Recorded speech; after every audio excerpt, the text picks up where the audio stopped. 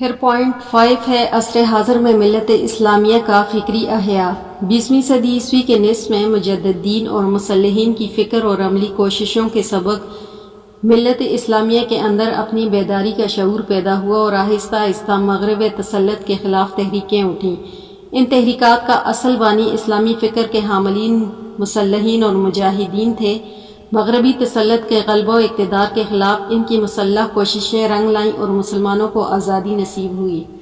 آزادی کے باوجود فکری طور پر ان کے ممالک میں جو نظام جاری و ساری رہا وہ مغرب کا پروردہ اور تیار شدہ ہے۔ چنانچہ اسلامی نظام کے قیام اور شریعت اسلامی کے تنفیذ کے لیے اسلام کو مکمل نظام حیات کی شکل میں پیش کرتے ہوئے اسلامی تحریکات کی کوشش کی گئی۔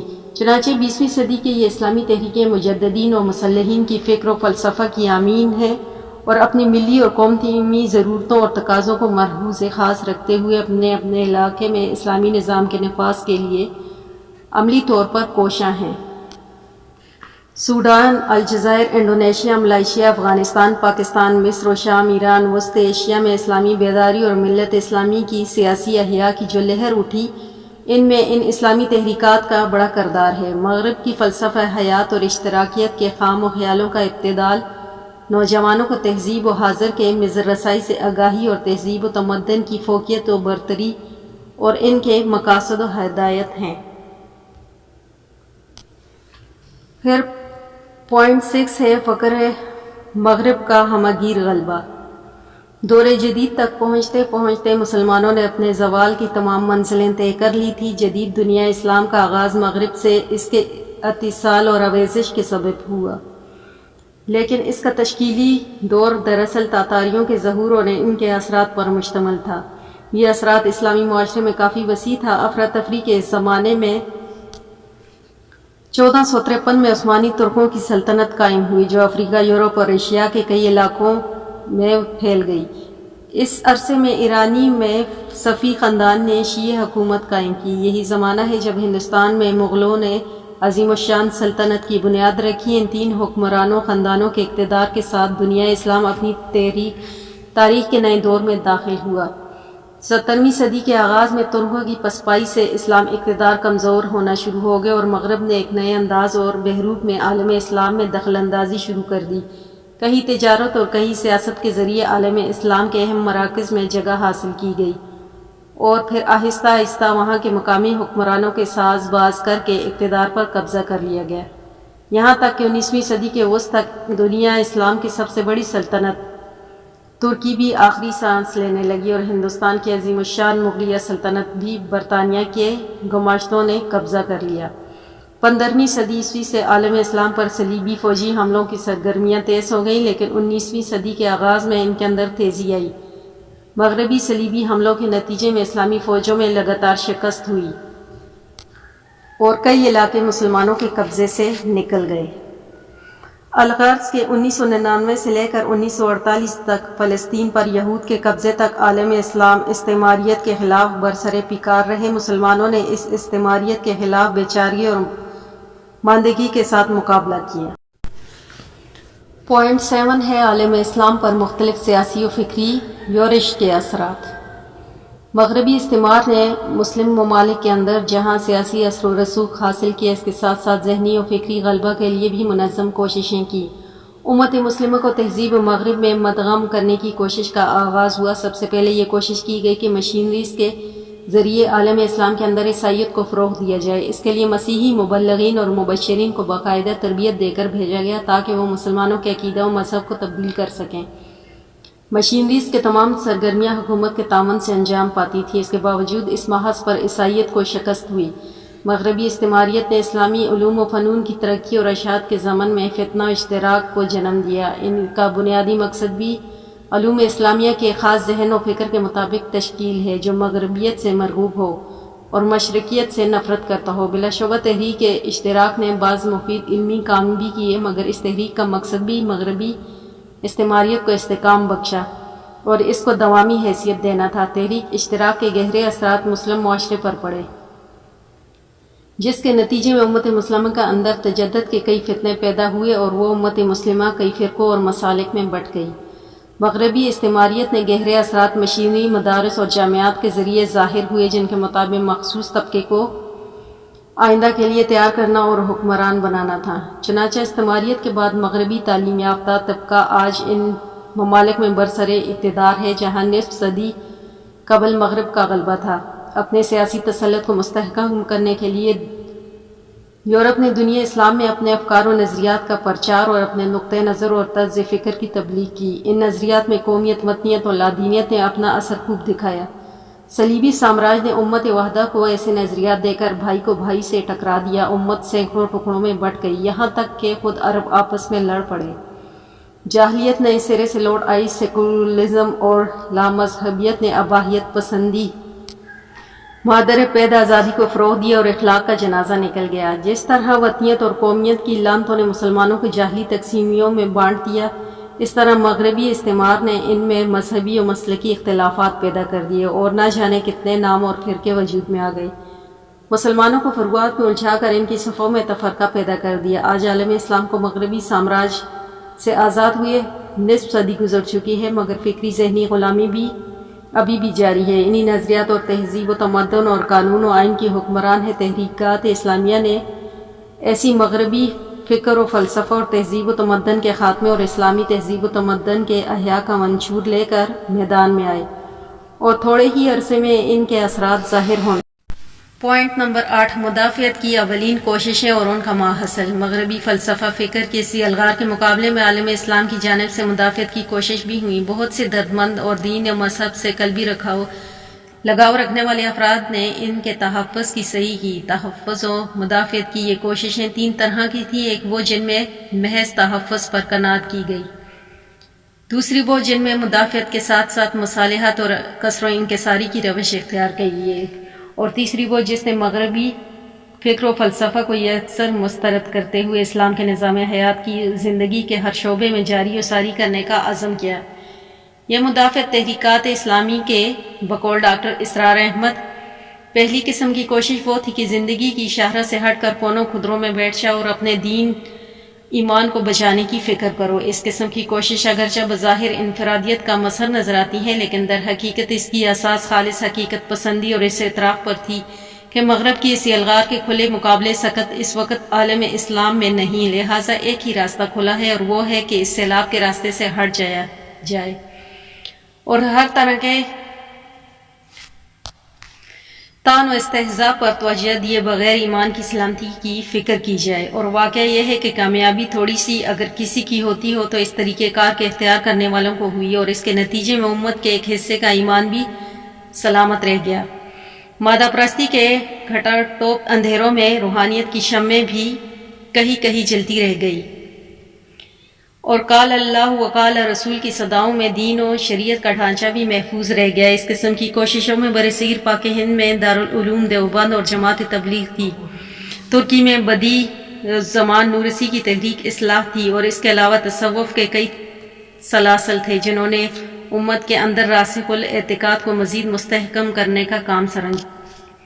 دوسری قسم کی کوششوں کا بنیادی فلسفہ یہ تھا کہ زمانے کے ساتھ بھی دیا جائے اور اسلام کا دامن بھی ہاتھ سے نہ چھوڑا جائے۔ اس مقصد کے تحت ضرورت اس بات کی تھی کہ ایک طرف جدید افکار نظریات کے صحیح و غلط اجزاء کو چھانٹ کر علیحدہ کیا جائے، اور دوسری طرف اسلام کی ایسی جدید تعبیر کی جائے جس سے اس کی حقانیت ثابت ہو جائے۔ اس قسم کی کوششوں میں اول مرعوبیت اور شکست خوردگی کے اثرات بھی بہت نمایاں نظر آتے ہیں۔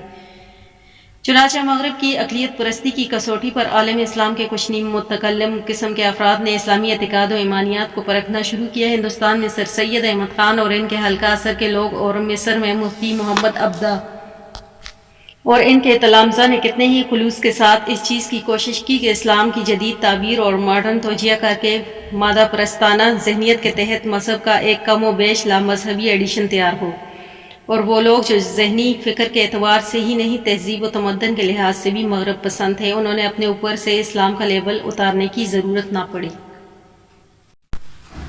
پھر پوائنٹ نمبر 9 ہے تحریک اسلام کا مفہوم۔ اسلامی محض ایک نظریہ ہی پیش نہیں کرتا بلکہ اس کو قائم کرنے اور چلانے اور زمین پر نافذ کرنے کے لیے ایک تحریک بھی برپا کرتا ہے۔ تحریک اس جدوجہد کا نام ہے جو کسی نصب العین کے حصول کے لیے منظم طور پر کی جائے، اور تحریک اسلام دین اسلام کو مشن بنا کر اٹھنے کا نام ہے۔ حرکت الاسلامیہ یہ اصطلاح وسیع معنی و مفہوم رکھتی ہے۔ اس سے مراد ایسی اجتماعی سرگرمیاں ہیں جن کا مقصد اسلام کی عظمت و رفتہ کو بحال کرنا ہے تاکہ اسلام معاشرے کی قیادت کی جا سکے اور پوری انسانی زندگی اس کے حکامت قوانین کے عین تابع ہو۔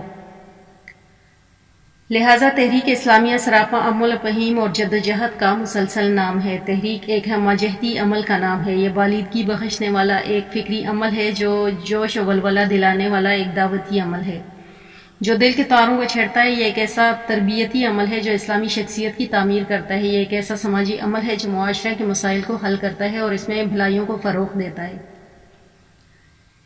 یہ ایک ایسا سیاسی عمل بھی ہے تاکہ اسلام کے احکامات کا انفاذ اسلامی مملکت کے قیام عمل میں آئے، شریعت اسلام کا بول بالا ہو اور ملت کا شیرازہ بندی کی جائے، اور ایک اجتہادی عمل بھی ہے تاکہ دنیا کے طول و عرض میں سرزمین اسلام کو بیرونی تسلط اور داخلی بغاوت سے نجات دلائی جا سکے۔ پھر پوائنٹ 10 ہے تحریک اسلامی کا تاریخی کردار۔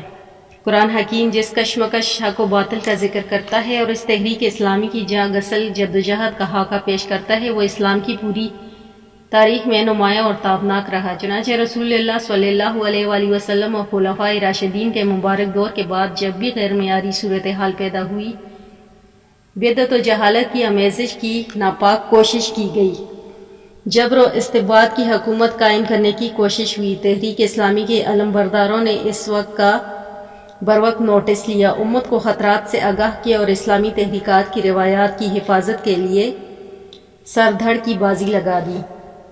حضرت امام حسین رضی اللہ تعالیٰ عنہ اور حضرت عبداللہ بن زبیر رضی اللہ تعالیٰ عنہ نے شخصی امریت کا مقابلہ کیا اور اپنے خون کا نذرانہ پیش کر کے امت کو جبر و استبداد کے خلاف صف آرا کر دیا۔ حضرت عمر بن عبدالعزیز نے شاہی فقیروں کا راستہ اختیار کیا۔ تحریک اسلامی کو باطل کے مقابلے میں بہت قلیل مدت میں کامیابی حاصل ہوئی۔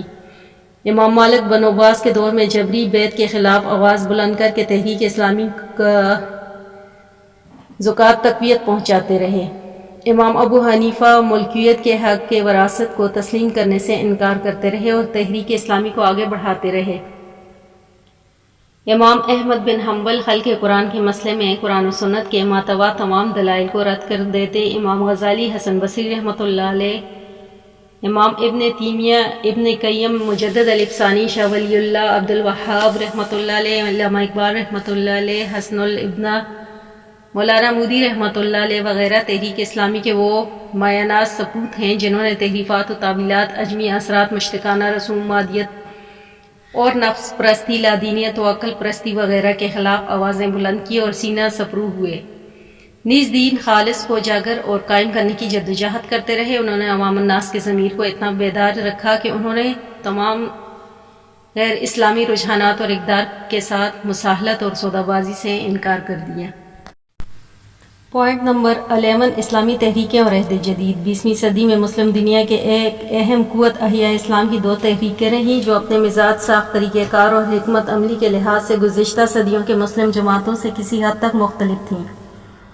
ان تحریکوں نے انفرادی روایتی دینداری میں اجتماعیت اور حرکت پیدا کرنے اور ایمان و عمل کی طاقت کو بدلتے ہوئے حالات میں شعوری طور پر پیدا کرنے کی بڑی کوشش کی۔ نئی نسل میں مغرب کے بڑھتے ہوئے منفی اثرات اور تشکیک، مذہب سے بیزاری کو روکنے کی جدوجہد کی۔ سماجی اور سیاسی پیچیدگیوں کو تہ میں دیے ہوئے اسلام کے انقلابی کردار کو از سر نو متحرک کرنے اور اسلام کو انسانی زندگی کی قوت کا سرچشمہ ثابت کرنے میں نمایاں کامیابی حاصل کی۔ ان تحریکات کا ایک بڑا مقصد دین اور حکومت کے استضاد اور فاصلے کو مٹا کر اسلام کے شرعی اور جمہوری نظام کو واپس لانا تھا جو عیسائیت کے غلط تصور نے مغرب دنیا نے اپنا لیا تھا اور دنیا کو اس کی راہ پر چلنے کی تحریک اور ترغیب دی گئی تھی۔ پروفیسر جان ایل اسپازیٹو عہد جدید میں اسلامی تحریکات کا تجزیہ کرتے ہوئے کہتے ہیں کہ 20ویں صدی کے آخر اشرہ میں احیاء اسلام کا ایک حصہ جدید تنظیم ہے۔ یہ وہ فعال عناصر ہیں جو صرف دوسروں کی شروعات کا جواب نہیں دیتے بلکہ یہ تحریکیں ایک بڑے سیاسی اور سماجی متبادل یا جہد کی نمائندگی کرتی ہیں۔ یہ تحریکیں مسلم سماج میں جدید تعلیمات یافتہ ماہرین کی دوہری توقعات کی عکاسی کرتی ہیں جو سیاسی عمل میں زیادہ حصہ داری چاہتے ہیں۔ اور وہ یہ بھی چاہتے ہیں کہ ان کے معاشرے کی اسلامی شناخت زیادہ واضح ہو۔ بطور نتیجہ یہ جدید تنظیمیں 20ویں صدی کے دو بڑے رجحانات یعنی احیاء دین اور جمہوریت کو قریب تر کرتی ہیں۔ ان اسلامی تحریکات میں مصر، سوڈان اور شام الاخوان المسلمین، ہندو پاک، بنگلہ دیش کی جماعت اسلامی، ترکی کی رفاہ پارٹی، فضیلت پارٹی، تیونس کی نہضت الاسلام، الجزائر کی اسلامک سلویشن فرنٹ، ترابی کی اسلامک فرنٹ، فلسطین کی تحریک انتفاضہ، حماس، افغانستان کی حزب الاسلامی، جمعیت اسلامی، طالبان، ملائیشیا کی دارالارقم، انڈونیشیا کی نہضت العلماء، جمعیت محمدیہ شامل ہیں۔ پھر یونٹ کا پوائنٹ نمبر 12 اور آخری ہے کہ اسلامی تحریکات کے مقاصد۔ عالم اسلام کے مختلف خطوں میں اسلامی انقلاب کے داعی اور ملت کے احیاء کی نوید لیے یہ علمی و فکری اور انقلابی تحریکات و زمانی و مکانی کے باوجود مشترک مقاصد رکھتی ہیں، اور ان کی دعوت کی قدریں بھی مشترک ہیں جن کا خلاصہ مندرجہ ذیل ہے۔ نمبر 1، قائد اور پیغمبر محمد صلی اللہ علیہ وآلہ وسلم کی پیروی اختیار کرنا۔ نمبر 2 ہے فکر و نظری لحاظ سے مسلمان ہونے کے ساتھ ساتھ عملی لحاظ سے پختہ ایمان کے ساتھ ساری زندگی خدا اور اس کے رسول کی ہدایت پر استوار کرنا۔ نمبر 3، حق المقدور اس دعوت کی اشاعت کرنا اور اپنے جان و مال سے اس کی مدد کرنا۔ نمبر 4، تحریک اسلامی کے جو علم بردار بنے، ان کے مساعی کا بڑا ہدف اس دنیا میں یہ ہے کہ وہ اس نظام کو، ہدایت کو خدا کی زمین پر عملاً دستور، قانون اور اخلاق نافذ کرنا۔ نمبر 5 ہے قومیت، نسل، لسانی حمیت جیسے تمام بتوں کو دلوں سے نکال کر باہر دینا، ملی جذبے کو پروان چڑھانا۔ نمبر 6 ہے امت کی فلاح و بہبود کے لیے لائے عمل اور اس کے لیے عملی کوشش کرنا۔ معاشرے میں اس دعوت کی اشاعت کے اسلام ہی سلامتی کا راستہ ہے، لہٰذا اللہ واحد لا شریک کی عبادت کرنا ہے۔ پھر یونٹ کے آخر میں کچھ اس کے سوالات دیے گئے ہیں کہ اصلاح و تجدید دین کی ضرورت و اہمیت بیان کریں۔ نمبر 2 ہے کہ تجدید دین کے بنیادی ارکان بیان کریں۔ نمبر 3 ہے کہ تاریخ اسلام میں اصلاح و تجدید و دین کے سلسلے میں جو کام ہوا ہے اس کا جائزہ لیں۔ نمبر 4 ہے کہ مختلف مجددین کا تعارف کروائیں۔ 5 ہے کہ اسلامی تحریکات کا فکری پس منظر اور محرکات بیان کریں۔ نمبر 6 سوال ہے کہ تحریک اسلامی کا مفہوم اور اس کی بنیادی ارکان کی وضاحت کریں۔ نمبر 7 ہے کہ تحریکات اسلامیہ کے مقاصد اور مشترک اقدار کی تفصیل بیان کریں۔ اس کے ساتھ یونٹ نمبر 1 ختم ہو جاتا ہے۔